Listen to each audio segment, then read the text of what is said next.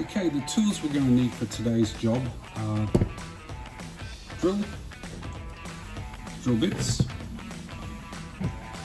pop rivet gun. With the pop rivets, we've selected the 5.3mm pop rivets. They fit the housing the best. The JB Weld white all-purpose silicone. Side cutters, wire strippers, soldering iron, solder, and heat shrink for the positive and negative. So we have the motor lifted up and the bung removed. So now we're just going to remove the old bung housing by removing the 4 pop rivets. We've drilled out the 4 pop rivets. Now we're going to need to just remove the current housing.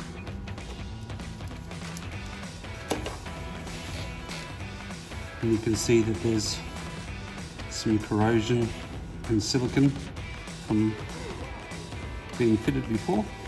We're going to have to clean and remove all the old silicone and loose paint. So we've cleaned up around the area. Now we're going to take the new bung housing and we're going to fill it with silicone around the outside, fill up all the holes and on the inside of the hole, and then fit the housing and pop rivet back in. So we've removed the old housing, we've cleaned behind it, we've filled behind the new housing with silicone and inserted the 4 new pop rivets. So now we're going to take a little bit of the JB Weld silicone and fill the hole of each pop rivet just for safety.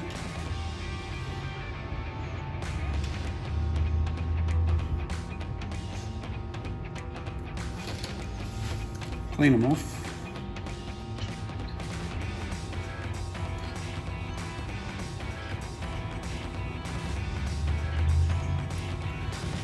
And now we're ready to wire it up. Now we're going to take the wire for the bung. We're going to tape it to a bit of nylon strip we have here and feed it up through to the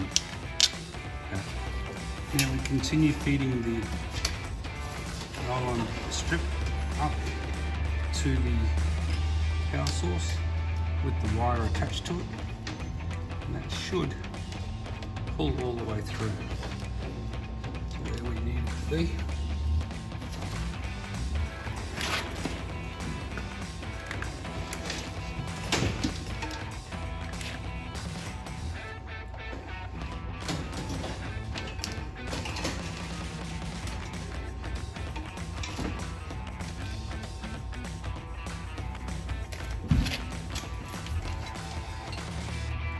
So now our wire has been fed through to the power source.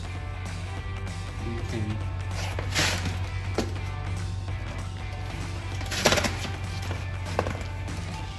connect our bung, feed it through.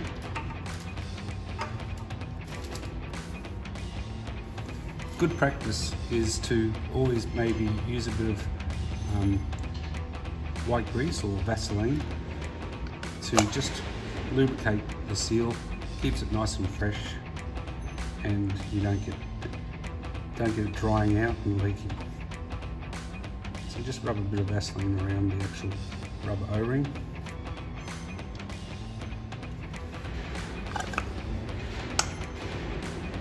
Push it in and lock it off.